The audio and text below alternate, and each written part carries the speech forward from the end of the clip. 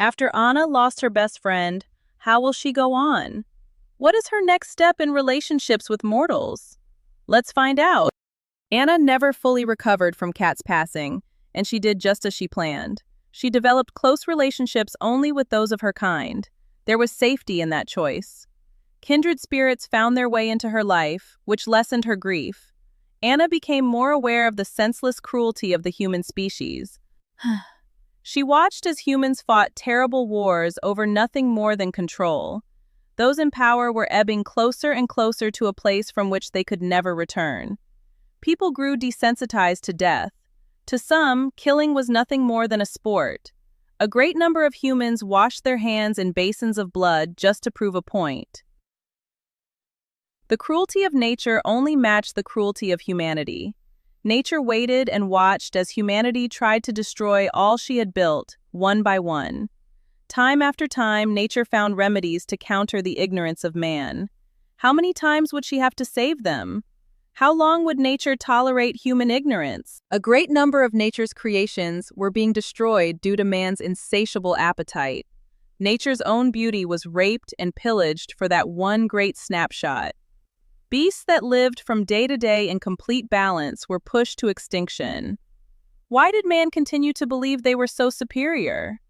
Why did they feel the scales should always tip in their favor? The air was so polluted that the very earth's protection eroded in the sky. Nature's tears melted the glaciers, and the seas rose to meet man, yet there was no response. The very core of human survival was under attack, and their focus lay in the paper currency that wouldn't even warm them when it burned. As men mixed the elements to kill one another, nature did nothing to stop it. Each segment of the world designed its own destruction. Life was too fragile for this level of hate. Ignorant reasoning to destroy one another eventually would kill them all. In nature, creatures didn't hate because of outward appearance. They were not bothered by the choices of other beasts if their choices did not affect their lives. They never attacked only to make another comply. They killed to eat or protect their lives or the lives of their offspring. The human race found many reasons for its treachery. It wasn't a quick demise, as anything successful wasn't. It was slow and had no mercy. The chemical warfare countries released into nature's water and air were not contained within any borders. It passed through the very bodies of those it was meant to destroy. It crossed the seas in its waters and made its way from the guilty to the innocent with ease. It left sheer destruction in its wake. The essential functions of man were rendered useless. The lungs hardened, and the blood boiled in their veins. Their weakened hearts ceased to beat. Man created no escape plan. No remedy existed for their own creation. It grew like a parasite until nothing could control it. The immortals watched the devastation. They planned and prepared for the inevitable end of humanity. The essence of man was the ultimate sustenance for the living dead. Other creatures would suffice, but the human blood was complete. Human blood housed immortal power, and merely surviving was not an option. No empathy reigned in the hearts of the immoral for the human race. There was only one problem, and this problem needed a solution. Anna knew something big was coming, but she didn't realize just how big it would be. She watched the news that continuously played 24 hours a day. It described a terrible infirmity that killed in great numbers. No one took the blame for the plague. Everyone blamed one another for the invasion. Anna believed it was a mixture of all their plots that had joined together to create the ultimate weapon. She talked to her mother at length about the possibility of this creation mutating into its own version of death. How ironic would it be if all the planning in the world started planning on its own? The artificial intelligence created by man learned to reason. Why couldn't this living element do the same? Day by day, the broadcasts became more desolate. Humans recorded more deaths than at any other time in history. Mutations arose, just as humans found breakthroughs to defeat it. This foe did what humanity did not do. It learned to protect itself. It learned to evolve and create structures within its own makeup to survive. What foe was there that could mutate and thrive while a whole species died? Anna bounced down the stairs in her running shoes. Renee stood drinking her morning coffee. She swore that without it, she couldn't function at all. Anna felt the same, so she quickly poured a cup for herself. "Any good news today?" Anna asked, pointing her cup toward the TV. "Nope, never," Renee answered. "Looks like they could figure this out," Anna said. "Don't look good right now," Renee said. "Yeah, I know, but what are you gonna do?" Anna said, tightening her shoelace. "Ready to run?" Renee said. Anna took a big drink from her cup and put it next to the sink for her next cup. The two started out the door and toward the park. It was their usual route. They loved to run there. The park was full of families enjoying a nice, mild day. Kids played in the sand piles and on the swings. Mothers sat on the benches, watching them for any signs of danger. It always reminded Anna of mother geese protecting their goslings, ready to flog and bite any intruder on their children's space. But something felt a little off today. Anna couldn't really put her finger on the feeling. She noticed her mother scanning the area as though she felt it too. She was another mother goose, and she would do more than flog any intruder. Anna and Renee stopped dead in their tracks as they heard 3 popping sounds. They rang through the park like fireworks as they were sent into the sky. Yet there were no fireworks. They looked from left to right until they found the origin of the sound. A young man about 19 or 20 stood there, holding a small-caliber handgun.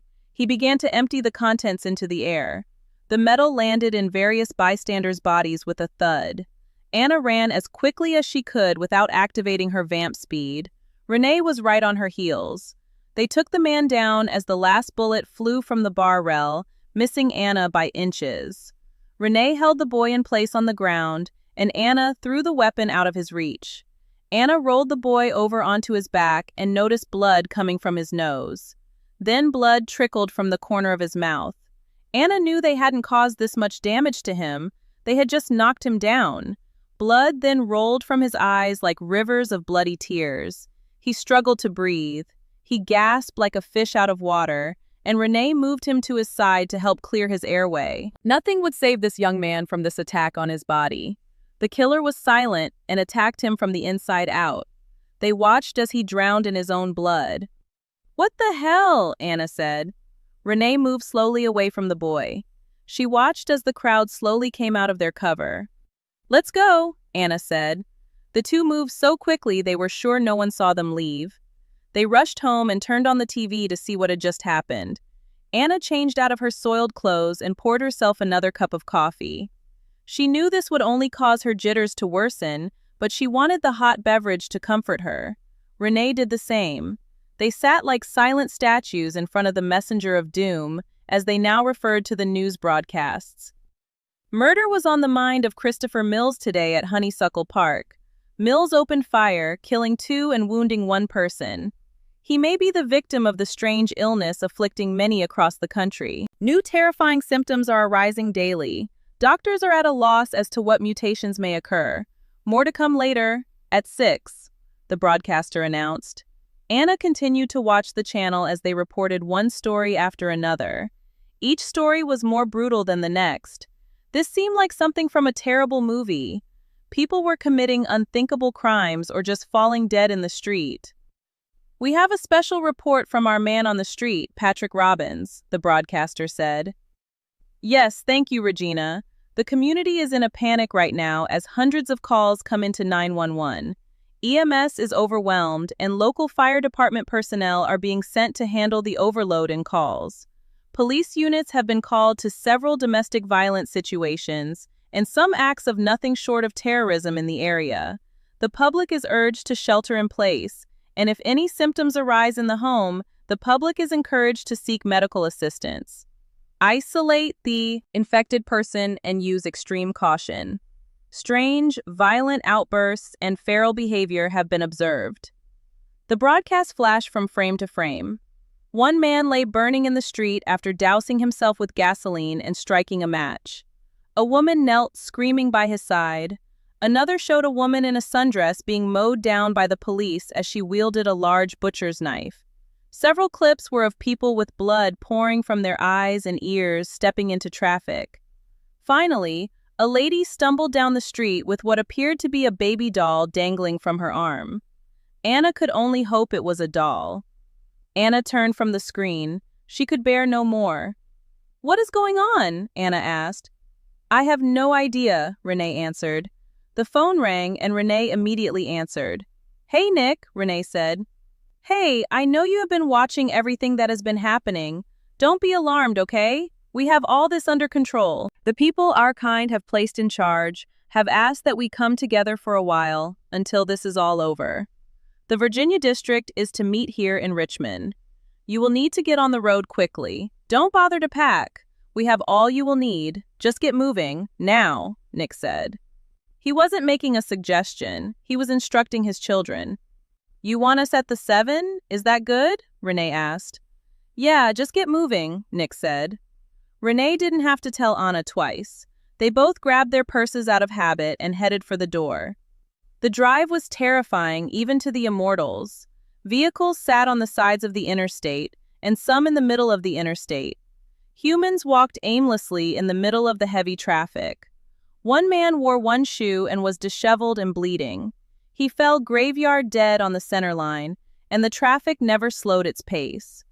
Renee and Anna had no idea where everyone was going, but they had a clear destination for themselves. Nothing was going to slow them down. Neither woman was sure what was to come, but they trusted their makers to the fullest.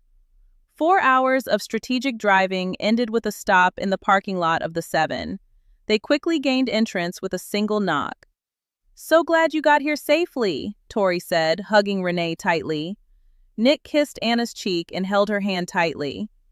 "Let's sit and get you caught up," he said, leading the ladies up to the apartment. The group poured some drinks and sat on the plush furniture that Tori had definitely picked. This room was white and pastel. Of course, no man would pick this decor, but it was beautiful and elegant. Everything matched to perfection.